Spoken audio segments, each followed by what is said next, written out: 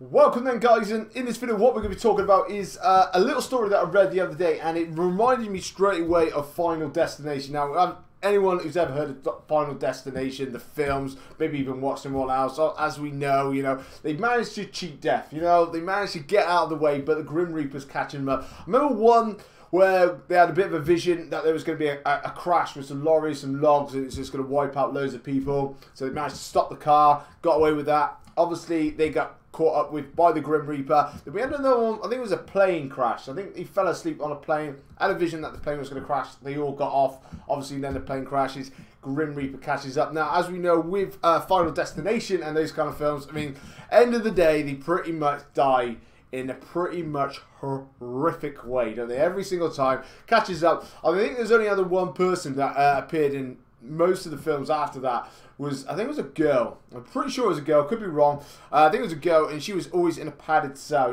She knew the Grim Reaper or whatever was after her, so she just lived in a padded cell all by herself. No phones, nothing like that. Nothing that could harm her, and that was her way of surviving. But this story I'm going to show you now, guys, just kind of reminded me of that straight away. And this is it here. We got the horror moment. A helicopter crash survivor sliced to death by a rescue chopper. I mean, this is crazy. Let's get a little bit of a lowdown quickly before we watch the film. It says here, 2 men stranded in the hills in Colombia. Their chopper had technical issues. Basically, they had to take that particular one down. Now, obviously, this guy apparently had been waiting 7 days, like 7 days. Obviously, I doubt he's got any phone reception or anything else. I'm not too sure if the CB radios are going to be working up there. I'm not too sure how it works with them. But at the end of the day, this guy had been up there for a good few days. Now, obviously, along comes the helicopter. Now, bearing in mind, this is on a very, very steep hill. This is very at the top, There's no really flat places or anywhere for this to actually land, so it's got to try and find a little place to land to try and pick these guys up. Obviously, you got to take in the wind factor and stuff like that, because obviously they're high up and stuff like that, blowing off the mountains as well. But it said here that the helicopter suffered what is called a dynamic rollover as the pilot struggled to land on the steep hill, and it tipped to the side. Now, you guys, wow, as we already know by the title, what's pretty much going to be happening. Anyway, it said this had devastating consequences. The blade smashed into the technician Lopez, killing him instantly.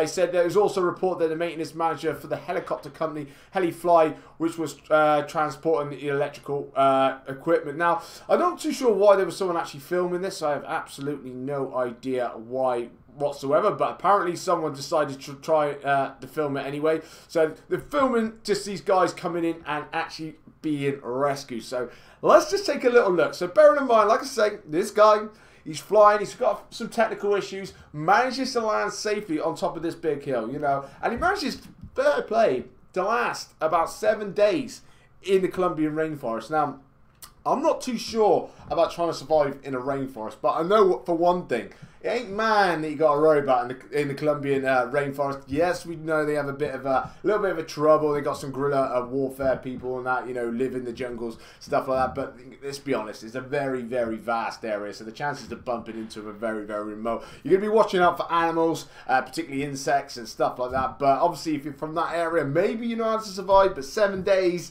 you got to know what you're going to be eating and drinking, because I doubt he kept too much on board. So he's cheated death. He's managed to land on there. He's survived 7 days. 7 days. And he sees help on its way. So let's just take a look. See, help's coming in right now.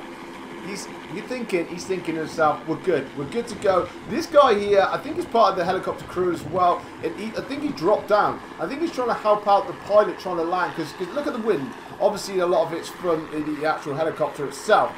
But there are crosswinds and everything up there apparently as well. So he's trying to land. He's trying to land.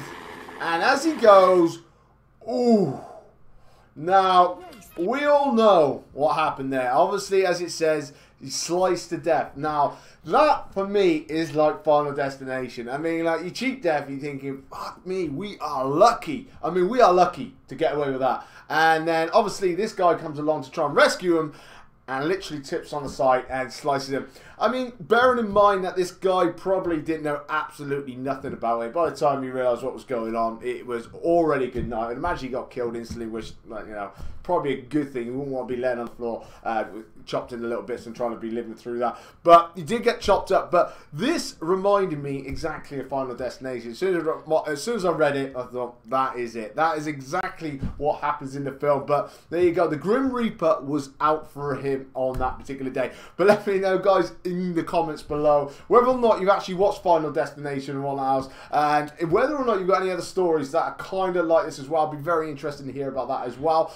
Also, before I jump off as well, I do have a Twitch channel. I stream over on Twitch. Most of the actual top games that are out coming out. But in regards to that, we also have a good chat about lots of different things, about all things like this. We don't talk just gaming related and stuff. We have a bit of a conversation about everything as well. So feel free to come over and drop a follow on that if you feel free. We'll leave a link in the description down below for that one as well, guys. But anyway, guys, this is going to be checking me out, and I shall catch you later on. Bye-bye.